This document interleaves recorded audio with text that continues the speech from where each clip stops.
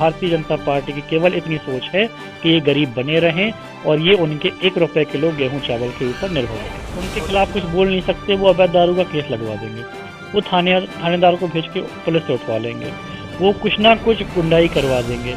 आज आपने भावुक होकर जनता से वोट लिया और उसके बाद आज आप क्षेत्र के इतने बड़े गुंडे हो गए हैं।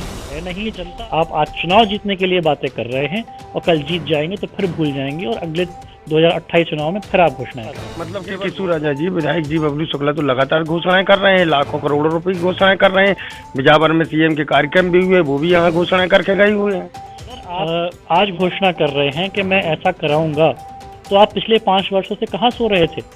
अगर आपको पता था कि वो क्षेत्र की समस्या है तो पिछले 5 वर्षों में आपने उस पर काम क्यों नहीं किया? और जब आपका कार्यकाल का अंत आ रहा हो तब घोषणा करने का समय नहीं होता है। अभी घोषणाओं करने का समय है जो पद पर नहीं है उनका, कि भाई हम कहीं ना कहीं उन्होंने अपने दारू के कारोबार को इतना बढ़ा लिया है कि जहाँ पे उनको ठेका मिलता है वहाँ पर तो वो बेधड़ल्ले से हर गांव गली गली में दारू बेचते ही हैं। जहाँ उन्हें ठेका नहीं मिलता है वहाँ पर भी वो थानेदारों पर, प्रशासनों पर दबाव बनवा कर और ज़बरदस्ती उनसे ही अपना काम आगे बढ़वाते हैं। जिस थानेदार को अवैध शराब पकड़ने की ड्यूटी मिलनी चाहिए उसको ये जिम्मेदारी देते हैं कि तुम्हारी गाड़ी में मैंने 20-50 पेटियाँ भरवा दी हैं और जाके फलाने हमारे अवैध ठेकेदार के यहाँ उतार देना। छतरपुर ज़िले में कहाँ विवादित ज़मीन है, कहाँ विवादित मार्केट हैं, उनके विवाद को ये कैसे सरकार की मदद से सुलझवा सकते हैं, उसमें ये क्या पार्टनरशिप उनसे ले सकते हैं, इन चीज़ों पर ही उन्होंने अपने पूरे 5 साल व्यतीत किए हैं। इतनी सारी समस्याएं अगर हमें इतने कम समय में दिखाई दे सकती हैं तो हमारे माननीय विधायक जी क्यों अपने आंखों पर पट्टी बांधे हुए हैं? वो भी तब जब इतना ऐतिहासिक बहुमत देकर के जनता ने उन्हें विधायक बनाया था, वो भी तब जब उनकी व्यक्तिगत राजनीति हर प्रकार से समाप्त हो चुकी थी, इतने चुनाव वो हार चुके थे। उसके बाद पिछले 5 सालों में जितना कि हमें व्यक्तिगत जानकारी है, इनका स्वयं का बहुत विकास हुआ है। ये समाजवादी पार्टी में गए कांग्रेस को छोड़ करके, और समाजवादी पार्टी में इन्होंने जाकर के मंच पे से बड़े वादे किए, बड़ी बातें की माननीय अखिलेश यादव जी के साथ। फिर इन्होंने उन्हें भी धोखा दिया और आज के समय में स्वयं के फायदे के लिए भारतीय जनता पार्टी में यहाँ के विधायक तो ये चाहते हैं कि हम गरीब पिछड़ा बने रहें ताकि 1 रुपया किलो चावल गेहूं में इनको जिंदगी भर हम वोट देते रहें। ये चाहते ही नहीं है कि हम स्वरोजगार हमें मिले, रोजगार हमें मिले और हम खुद के ऊपर स्वतंत्र रूप से अपना खुद का काम चला सकें, आत्मनिर्भर बन सकें। ये केवल ये बातें करना चाहते हैं भारतीय जनता पार्टी। और केवल जिन लोगों की आप निंदा किया करते थे आज आप उनकी चरण वंदना करने लग जाओ, तो मैं ये मानता हूँ कि उनकी खुद के व्यक्तित्व में कोई गहराई तो है नहीं। तो उसके आर्थिक रूप से उन्होंने पिछले 5 वर्षों में केवल खुद का विकास करने में ये समय व्यतीत किया है। कहीं ना कहीं अब जब समय निकल गया है और चुनाव नज़दीक आ गया है तब वो अपनी नींद से जाग रहे हैं। जब वो देखते हैं कि हम कांग्रेसी क्या गतिविधि कर रहे हैं उसी की नकल करके वो सोचते हैं कि जनता उन्हें फिर से पसंद करेगी, तो बहुत बड़ी भूल में है। और जी जब भी बात करते बिजावर विधानसभा के वर्तमान विधायक की, तो हमेशा उनके ऊपर एक ही आरोप लगता है अवैध शराब को लेकर।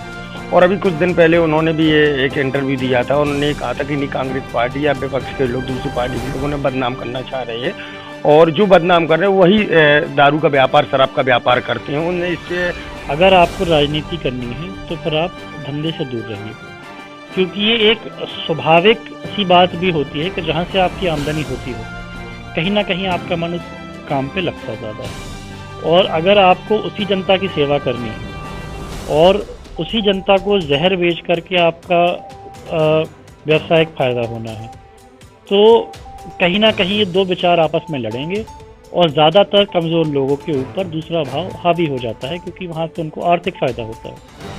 जिस जनता ने आप पर विश्वास करके आपको विधानसभा तक पहुँचाया, आपने उसके मैंडेट का फ़ायदा उठा करके करोड़ों रुपए में खुद को और उनके दिए हुए विश्वास मत को आपने बेच दिया। आपके पास तो करोड़ों रुपए वैसे भी आ ही गए थे, आपने 50 करोड़ रुपए में आपने दल बदला, आपने 2500 करोड़ रुपए में आपने राज्यसभा का वोट बदला। उसके बावजूद भी आपको लगता है कि अभी भी मुझे अवैध शराब बेचना अनिवार्य है। तो कहीं ना कहीं ये आपकी मानसिक स्थिति को दिखाता है कि आपके पास कितना भी कुछ भी आ जाए, आपके जो ये गलत काम हैं, आपके जो ये 2 नंबर के धंधे हैं, इनको आप बंद नहीं करेंगे।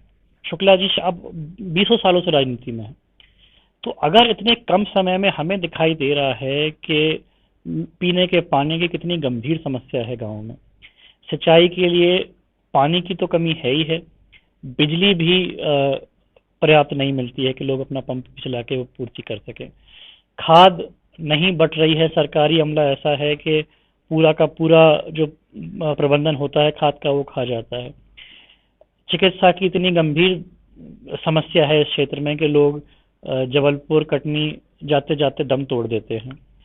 और ये तब जब सरकारी यहाँ पे क्या बोलते हैं मेडिकल कॉलेज छतरपुर में कम से कम आज से 7-8 साल पहले से पास होकर फाइलें रखी हुई हैं।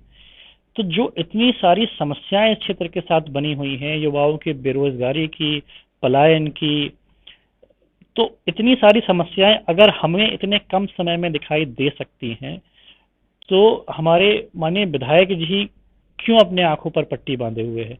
वो भी तब जब इतना ऐतिहासिक बहुमत देकर के जनता ने उन्हें विधायक बनाया था, वो भी तब जब उनकी व्यक्तिगत राजनीति हर प्रकार से समाप्त हो चुकी थी, इतने चुनाव वो हार चुके थे, उसके बाद भी क्योंकि बिजावर में वो भावुक हो गए चुनाव के पहले, उनको रोता हुआ देखकर जनता के अंदर एक भावना जागी कि भाई इस व्यक्ति को एक मौका तो देकर देखते हैं। जनता ने आपको इतना भरपूर समर्थन दिया, आप विधायक बन गए।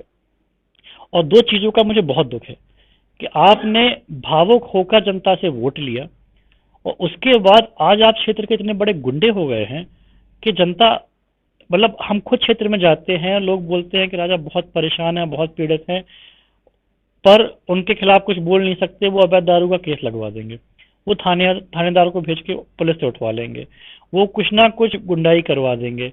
आज ईशानगर में आपको जानकारी होगी किसी एक लड़के ने उनके खिलाफ अपशब्द कह दिए थे।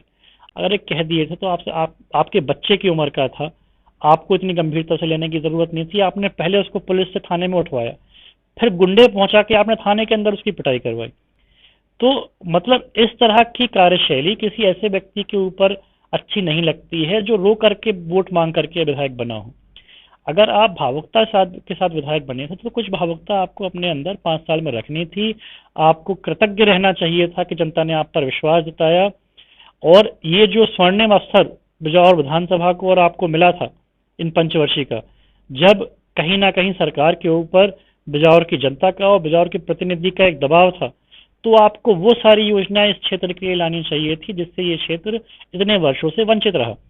जो कि क्योंकि हर किसी का वो दबाव सरकार के ऊपर नहीं था जो इनका था। केवल घोषणाएं तक सीमित रह जाएंगी। घोषणाएं तक सीमित रह गई हैं। माननीय मुख्यमंत्री जी का कार्यकाल हम लोग लगातार देख रहे हैं। पिछले 7-8 सालों में उन्होंने जितनी भी घोषणाएं की हैं, हम तो मूलतः एक घोषणा पर लौट करके आते हैं। 2018 चुनाव के पहले की बात थी कि छतरपुर में उन्होंने कहा कि मेडिकल कॉलेज पास हो गया, छतरपुर की जनता निश्चिंत हो जाए, अब तो काम चालू होने वाला है। आज उस बात को 6-7 साल हो गए हैं। आप जाके मेडिकल कॉलेज की साइट पर जाइए और आप देखिए क्या वहां पर कुछ भी काम हुआ है। केशु राजा जी मेडिकल कॉलेज की बात कर रहे हैं, बड़ा मुद्दा है यहाँ के छतरपुर जिले के लिए, आसपास के जिले की जनता के लिए। अभी सीएम साहब यहाँ पर कुछ दिन पहले यहाँ पर आए हुए थे, उन्होंने लाडली बहना के संबंध में एक बड़ा कार्यक्रम भी किया था। उसके एक दिन पहले उन्होंने मेडिकल कॉलेज के संबंध में एक टेंडर, फिर से पुराना टेंडर निरस्त करते हुए नया टेंडर जारी कर दिया गया है। और उनका ये कहना है कि बहुत ही जल्दी ये मेडिकल कॉलेज बनेगा। क्या लगता है आपको, बन पाएगा कि नहीं बन पाएगा? देखिए, अगर आप उनकी बातों पर विचार करें, 2018 चुनाव के पहले छतरपुर मेडिकल कॉलेज की घोषणा और 2023 विधानसभा चुनाव के पहले टीकमगढ़ मेडिकल कॉलेज की घोषणा, तो टीकमगढ़ के लोग भी कैसे विश्वास जता पाएंगे जब वो छतरपुर की स्थिति देखेंगे कि जहां 6-7 साल पहले घोषणा हो गई थी वहां आज एक दीवार तक खड़ी नहीं कर पाई है सरकार। तो जब छतरपुर का मेडिकल कॉलेज बनाने के लिए उनके पास फंड नहीं है तो टीकमगढ़ में क्या बनाएंगे? और इतने आसपास के जिलों में मेडिकल कॉलेज बनाने के लिए क्या प्रदेश सरकार के पास संसाधन है? जनता खुद समझ रही है, ये केवल झूठ बोल करके वोट लेना चाहते हैं। मेडिकल कॉलेज के अलावा बात करें तो भाजपा की, जब वो प्रधानमंत्री की हो चाहे स्टेट की हो, केंद्र और राज्य की बहुत सी योजनाएं हैं, लेकिन वो योजनाएं क्या लगता है कि जनता तक पहुंच रही हैं? देखिए, आपने बहुत ही अच्छी बात की है। अभी योजनाएं पास कराना और उसको ज़मीन पर लागू कराना, ये दो बहुत ही मतलब बहुत बड़ा अंतर है इन दोनों बातों में। कहीं ना कहीं योजनाएं तो आ जाती हैं, फंड भी पास हो जाता है, लेकिन नेताओं में यदि खुद में क्षमता ना हो, अगर नेताओं की रुचि किसी दूसरे काम में हो, जैसे कि नल जल योजना की हम बात करें, कितना समय हो गया है कि नल जल योजना मध्य प्रदेश के लिए लागू होकर के भोपाल में बैठी हुई है। क्या हमारे क्षेत्रीय विधायकों के पास इतना भी समय नहीं था कि प्रदेश सरकार से मांग करते, ना मानते तो उनसे लड़ते, और ऐसे क्षेत्र में जहां पीने के पानी की इतनी भारी समस्या है, आप नल जल योजना लागू करवा देते। अगर ऐसा कुछ नहीं कर पाए हैं, आज मैं आपके चैनल के माध्यम से ये वचन देता हूं, आपको ये घोषणा करता हूं कि यदि मुझे मौका मिलता है, यदि कांग्रेस पार्टी की सरकार बनती है, तो ये बात हम लोग अपने पार्टी के वरिष्ठ नेताओं से कर चुके हैं, और प्राथमिकता से बिजौर विधानसभा क्षेत्र के सभी ग्रामीण क्षेत्रों में जहां जहां पर पानी की ज्यादा समस्या है, वहां पर सबसे पहले, जहां समस्या नहीं है वहां भी उसके बाद 5 साल के अंदर अंदर पूरे विधानसभा क्षेत्र को नल जल योजना से संयुक्त करेंगे, ताकि वहां पर कहीं पर भी पीने के पानी की कमी न रह जाए। केशव राजा जी, आपकी पढ़ाई उच्च स्तर की बाहर हुई है और इतनी नई उम्र में, आप युवा उम्र में एकदम से राजनीति में आ गए, क्या सोच कर आए हैं, वो भी अपनी विधानसभा के लिए? देखिए, जैसा कि मैं हमेशा कहता रहता हूँ, जो जीवन का स्तर मैंने बाहर देखा है और जो जीवन का स्तर हमारे विधानसभा के लोगों को मिलता है जीने के लिए, उसमें इतना ज़्यादा अंतर है कि अगर कहना नहीं चाहिए, पर शायद पशुओं में भी, एक इंसान में और पशु के जीवन में इतना अंतर नहीं होता होगा जितना कि एक विदेश के एक अच्छे स्थापित व्यक्ति के और हमारे ग्रामीण के जो एक आम आदमी है उसकी जीवन शैली में जो समस्याएं हैं। कहीं ना कहीं सरकारें असंवेदनशील हो चुकी हैं। 20 साल से भारतीय जनता पार्टी की सरकार इस प्रदेश में है, अब 10 साल होने को आ गए हैं भारतीय जनता पार्टी की सरकार देश में है। कहीं ना कहीं ये लोग बातें करते हैं, घोषणाएं करते हैं कि डबल इंजन की सरकार चल रही है। तो डबल इंजन क्या यहाँ से खनिज निकालने में ही डबल इंजन का उपयोग हो रहा है, या इस क्षेत्र को कुछ देने के लिए भी आप बात कर सकते हैं। इस बुंदेलखंड क्षेत्र ने मध्य प्रदेश की ट्रेजरी में इतना पैसा पहुंचाया है खनिज विभाग के माध्यम से कि अगर वो चाहते केवल उतना ही पैसा अगर बुंदेलखंड के विकास पे खर्च करते तो भी हमारा क्षेत्र आज निखर गया होता। लेकिन किसी की रुचि ही नहीं है, ना बड़े नेताओं की, ना क्षेत्रीय विधायकों की। ये लोग चाहते ही नहीं हैं कि लोग यहाँ के विकसित हों। काफी लोगों से हम लोग चर्चा करते हैं तो उनका तो ये कहना होता है कि साहब, यहाँ के विधायक तो ये चाहते हैं कि हम गरीब पिछड़ा बने रहें, ताकि 1 रुपया किलो चावल गेहूं में इनको जिंदगी भर हम वोट देते रहें। ये चाहते ही नहीं है कि हम स्वरोजगार हमें मिले, रोजगार हमें मिले, और हम खुद के ऊपर स्वतंत्र रूप से अपना खुद का काम चला सकें, आत्मनिर्भर बन सकें। ये केवल ये बातें करना चाहते हैं। भारतीय जनता पार्टी की केवल इतनी सोच है कि ये गरीब बने रहें और ये उनके 1 रुपये किलो गेहूं चावल के ऊपर निर्भर बने रहें। बहुत अच्छी बात कही कि जनता को भोजन की अपेक्षा रोजगार देना चाहिए ताकि वो अपने अपने परिवार का भरण पोषण कर सके। केशव भैया, अभी मोदी सरकार के 9 साल पूरे होने पर सफलतम, जैसा भाजपा कह रही, सफलतम 9 वर्ष पूरे होने पर भाजपा पूरे देश में जनसंपर्क अभियान चला रही और केंद्र और शासन की, स्टेट की जो योजनाएं उनको बता रही। क्या लगता है इसका कुछ इफेक्ट पड़ेगा? इसको किस नजरिए से देखते हैं? देखिए, इसका इफेक्ट तो जनता दिखा चुकी है। हमारे क्षेत्र के भी विधायक, जब हम लोगों की जनसंवाद पदयात्रा जनवरी, फरवरी, मार्च के महीने में क्षेत्र में चल रही थी, उसी समय पर इन्होंने भी एक यात्रा निकाली थी जो कि सरकार की तरफ से इन्हें आदेश मिले थे। सरकारी अमला उसमें लगा था, कलेक्टर से लेकर के एक सेक्रेटरी तक उनकी सहयोग करने में लगे थे कि विधायक जी का कार्यक्रम गाँव में अच्छे से हो। ऐसे कार्यक्रमों में भी जनता ने या तो उनको बॉयकॉट किया है, वहां जनता पहुंची नहीं है, और जहां पहुंची है तो उन्हें क्षेत्रीय विधायक को और सरकारी अमले को खरी खोटी सुनाई है कि आप किस बात का श्रेय लेने के लिए आप आए हैं, कौन सा विकास आपने इस क्षेत्र में किया है। 4-4.5 साल हो गए, आप यहाँ देखने के लिए भी नहीं आए, और अब चुनाव नजदीक आ गए हैं, जब कांग्रेस के नेताओं की आप गतिविधियां देखने लग गए हैं तो उनकी नकल करके आप क्षेत्र में आ रहे हैं। तो जनता ने खुद उनके लिए रास्ते बंद किए हैं, और काफी गांवों में तो विरोध को देखते हुए उन्होंने अपना कार्यक्रम रद्द किया है कि इन गांवों में जाना नहीं है, क्योंकि जनता यहाँ की बड़ी रुष्ट है। तो वो तो जो स्थिति है जनता भी समझ रही है, विधायक खुद भी समझ रहे हैं, भारतीय जनता पार्टी भी समझ रही है, और इसीलिए जो भी ये अनर्गल घोषणाएं करते जा रहे हैं वो इनका एक आखिरी प्रयास है कि बेइज्जती होने से बच जाए, 50-60 सीटें तो प्रदेश में आ जाए। क्षेत्रीय विधायक का सोचना है कम से कम सम्मानजनक वोट तो मिल जाए कि आगे राजनीति करने लायक बचे। केशव राजा जी, आप बिदावर विधानसभा से दावेदारी कर रहे हैं कांग्रेस पार्टी की ओर से, आप अपनी क्षेत्र की जनता के लिए क्या कहेंगे, क्या कहना चाहेंगे उनसे? क्षेत्र की जनता से हमारा एक ही हाथ जोड़ करके निवेदन रहेगा कि बहुत समय हो गया है कि एक नकारात्मक राजनीति, एक नकारात्मक सोच के साथ इस क्षेत्र में चलती रही है। लोगों ने हमेशा जब भी चुनाव आए तो ये सोचा कि यार ये ज्यादा हमें परेशान करेगा कि ये ज्यादा हमें परेशान करेगा, कम परेशान कौन करेगा, उसको विधायक बना दो।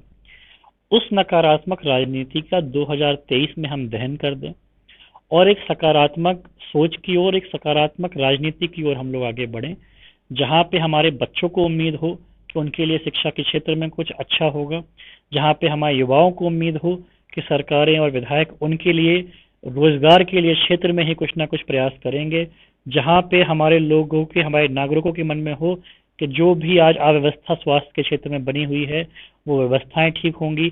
हमारे किसानों को विश्वास हो कि इस व्यक्ति को जब हम वोट देंगे तो ये हमारे लिए पानी की सुविधाएं करवाएगा, सिंचाई की सुविधाएं कराएगा, पीने के पानी की व्यवस्थाएं कराएगा, पर्याप्त बिजली उपलब्ध कराने के लिए लड़ेगा। तो ऐसी सकारात्मक सोच के साथ अब हम आगे बढ़ें। 2023 आ गया है, दुनिया बहुत आगे निकल गई है, बुंदेलखंड हमारा बिजावर बहुत पीछे छूट गया है और अब जरूरत है कि एक अच्छा नेतृत्व सामने आए जो कि तेजी से बाकी दुनिया के बीच में और हमारे बीच में जो अंतर आ गया है उसे कम करने की कोशिश करे। और अगर लंदन नहीं, 10-15-20 सालों में कम से कम भोपाल और सीहोर और दिल्ली और बंबई जैसा तो हम जीवन यापन करने का हमारे लोगों को सुविधा मिले। तो आप थे भुवन विक्रम सिंह केशव राजा, उनसे हमने बात की और उन्होंने बिजावर विधानसभा के वर्तमान विधायक राजेश बबलू शुक्ला पर स्पष्ट आरोप लगा दिए हैं कि उन्होंने खुद का विकास किया है, ना कि क्षेत्र का और यहाँ की जनता का। और उन्होंने कहा कि एक बार जनता हमको जरूर अवसर प्रदान करे और हम यहाँ पर बिजावर विधानसभा में जो शिक्षा, स्वास्थ्य, चिकित्सा या अन्य संबंधी समस्याएं हैं उनको दूर करने का पूरा प्रयास करेंगे और जो भी रोजगार के उपलब्ध करा सकते हैं उस पर भी वो अपनी सरकार के माध्यम से रोजगार के लिए, जनता के लिए रोजगार उपलब्ध कराएंगे। लगातार आरोप प्रत्यारोपों का दौर चलता रहेगा और हम इसी प्रकार 2023 की विधानसभा को लेकर, विधानसभा चुनाव को लेकर इसी प्रकार हर विधानसभा से आपको खबरें दिखाते रहेंगे। फिलहाल छतरपुर से तेज इंडिया न्यूज के लिए लखन राजपूत के साथ कैमरामैन सुरेंद्र यादव।